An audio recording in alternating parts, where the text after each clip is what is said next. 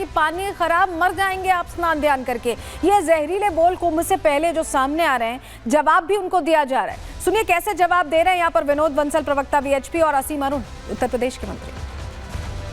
हिंदू, हिंदुत्व, हिंदू मान्यताओं, हिंदू जीवन मूल्यों और पूज्य संतों भगवा को अपमानित करने वाले ये जो कंप्लीट ब्रिगेड है, इंडी ब्रिगेड, वो उन्होंने संकल्प किया हुआ है कि ये न के न प्रकारेण जो हिंदू मान्यताओं को गरियाओ और उस पर कीचड़ उछालो।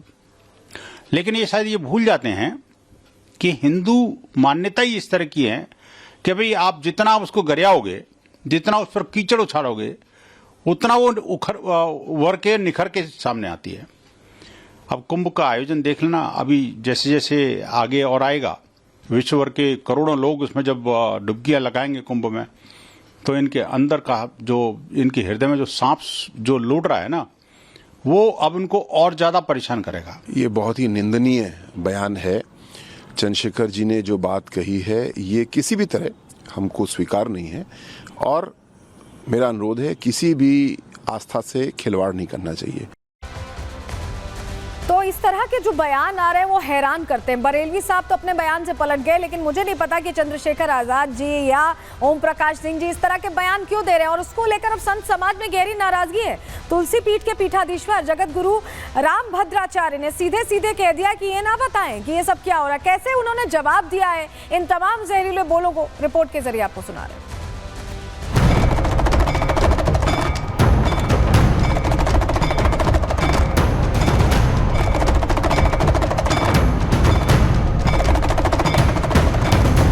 किसी को पाप धोने हैं, किसी ने पाप के वो चला जाए, कोई बताता जो पाप करता। अपने चश्मे का पावर थोड़ा दूर वाला बनवाइए, तब आपको दिखाई देगा। वो नहीं वो देखते हैं, नजर खाली है कि महाकुंभ सही नहीं हो रहा है। चेतन अवस्था में, सबकॉन्शियस माइंड में लोगों में भर दिया गया है कि ये पाप धोने का जगह है।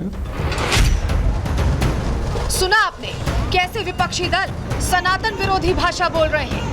जिस कुंभ में 40 करोड़ सनातनी शामिल होने वाले हैं, उसी कुंभ पर निशाना साध रहे हैं। जो कुंभ मेला अर्थव्यवस्था का मजबूत पहिया बनने वाला है, उसको लेकर भ्रम फैला रहे हैं। 4000 हेक्टेयर में लगने वाले कुंभ मेले में पहुंचने वाले श्रद्धालुओं की आस्था पर सवाल उठा रहे हैं। चेहरे भले ही अलग अलग हो, लेकिन निशाना महाकुंभ ही है। इन्हें दिक्कत सनातनी आस्था से भी है और दिक्कत महाकुंभ का सफल आयोजन कराने वाले उत्तर प्रदेश के सीएम योगी आदित्यनाथ से भी है, जिन्होंने पूरे देश प्रदेश में सनातनी झंडा फहरा दिया है।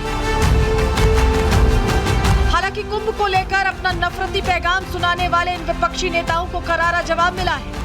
तुलसी पीठ के पीठाधीश्वर जगत गुरु रामभद्राचार्य ने पूरे मनोभाव के साथ महाकुंभ पहुंचकर इन विपक्षी नेताओं को अपने शब्दों में 144 साल बाद महाकुंभ के विशेष योग का महत्व भी समझा दिया है, और एक बार फिर सनातन और हिंदुत्व की हुंकार भर के विरोधियों को दो टूक जवाब दिया है। मैं सनातन धर्मियों से यही कहूंगा कि अब सब लोग जग जाओ और हिंदुत्व के लिए काम करो। और मैं विधर्मियों से कहूंगा कि सनातन धर्म के पर जिसको जितने संदेह हों, सारे संदेहों का निवारण करने के लिए मैं उपस्थित रहूँगा। मैं 13 जनवरी से 13 फरवरी तक प्रयाग कुंभ में ही रहूँगा। मूर्खास्तेन विचार नहीं चरिता, मूर्खों के वाक्य पर कोई विचार नहीं करना चाहिए।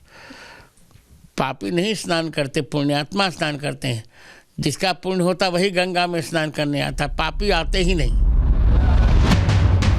इतना ही नहीं, महाकुंभ की जमीन को वक्फ की जमीन बताने वाले, 54 बीघा जमीन पर वक्फ का दावा करने वाले मौलाना शहाबुद्दीन रजवी बरेलवी को भी जगत गुरु रामभद्राचार्य ने जमकर लताड़ा और यूपी के सीएम योगी आदित्यनाथ से ऐसे लोगों पर कार्रवाई की मांग कर डाली। क्या कहा जगत गुरु ने, आप भी सुन लीजिए। मुस्लिम धर्म का उद्भव 1500 वर्ष पहले से हुआ है और कुंभ लग रहा है सतकृत युग से, करोड़ों वर्ष पहले से। तब कहाँ वक्त की जमीन थी ये? इसे ये उनकी केवल शरारत है, केवल शरारत और कटुता फैलाने का उनका कार्य। ऐसा कुछ नहीं। इस पर सरकार को कठोर कार्यवाही करनी चाहिए। वहीं संभल में लगातार की गई इस्लामीकरण की कोशिश और अब सामने आ रहे सनातनी सबूत को लेकर भी स्वामी रामभद्राचार्य ने प्रतिक्रिया दी। कहा कि जो पहले से ही हिंदुओं का था अब वो हिंदुओं को ही मिल रहा है।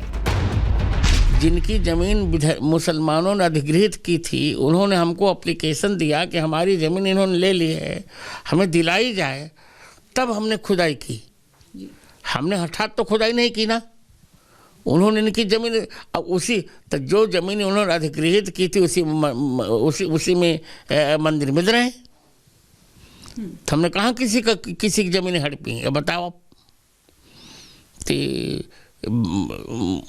योगी जी का बयान भी न्याय संगत है। और मैं जो कह रहा हूँ कि जब एप्लीकेशन आया किसी जनता की ओर से, तब उन्होंने ऐसा काम, यह कार्य प्रारंभ कराया।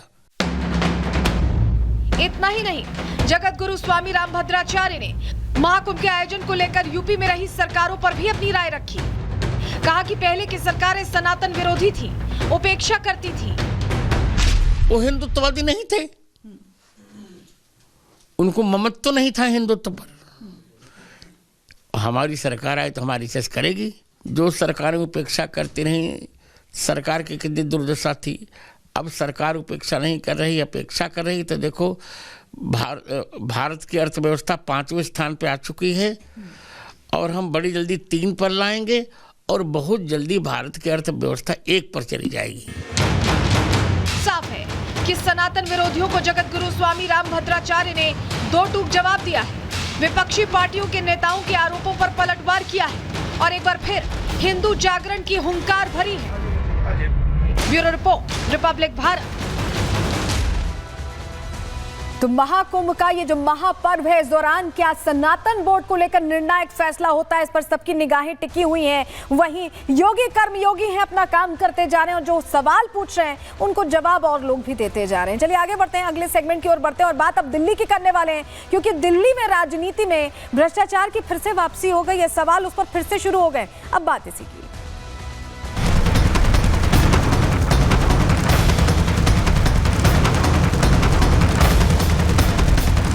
किंग पिन कोई है तो अरविंद केजरीवाल। राजकोषीय घाटा अगर 2026 करोड़ का किसी ने किया तो अरविंद केजरीवाल जी ने किया है। दिल्ली में सही में जो आदमी अपने आप को कट्टर ईमानदार घोषित करता था, सीएजी की रिपोर्ट ने उसको कट्टर भ्रष्ट एक तरीके से घोषित किया। इसी सीएजी की रिपोर्ट लेकर के आप शीला दीक्षित के खिलाफ उनको गाली गलौज और भ्रष्टाचारी कहते थे। आज वही सीएजी रिपोर्ट छुपाने में आप क्यों लगे हो? सीएजी रिपोर्ट है कहाँ? भाजपाई बौखला गए हैं, चौराहे पे खड़े होकर कुछ भी चिल्ला रहे हैं। उनकी हर बात का हम जवाब थोड़ी देंगे।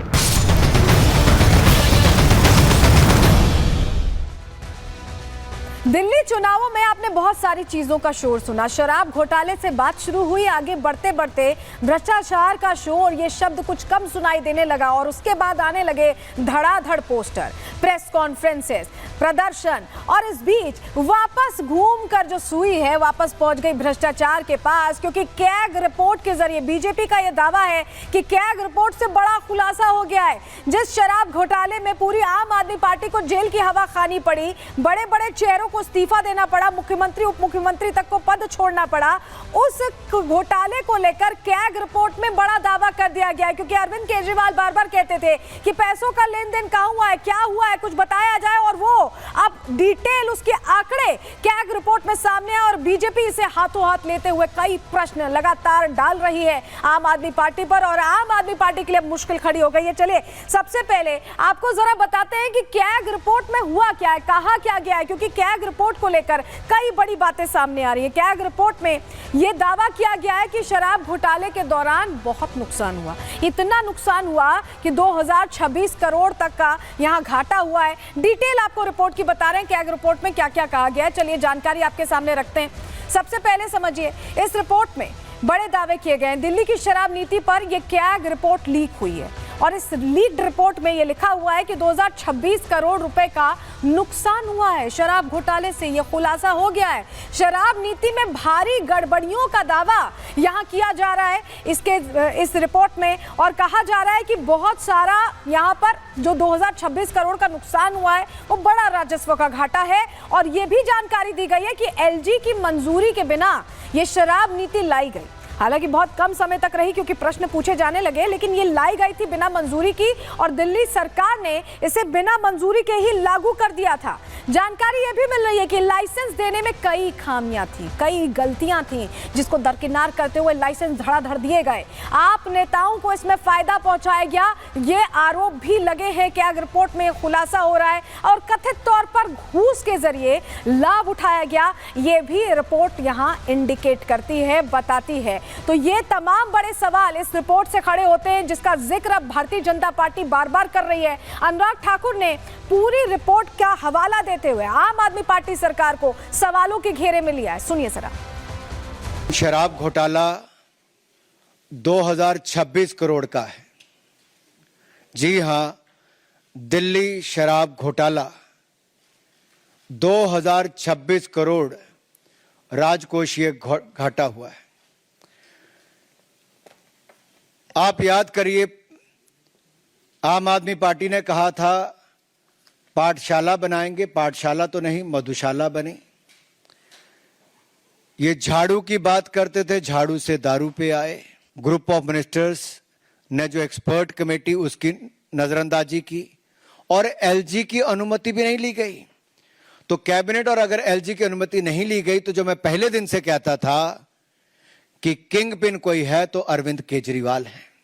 शराब घोटाले के किंग पिन है तो अरविंद केजरीवाल है।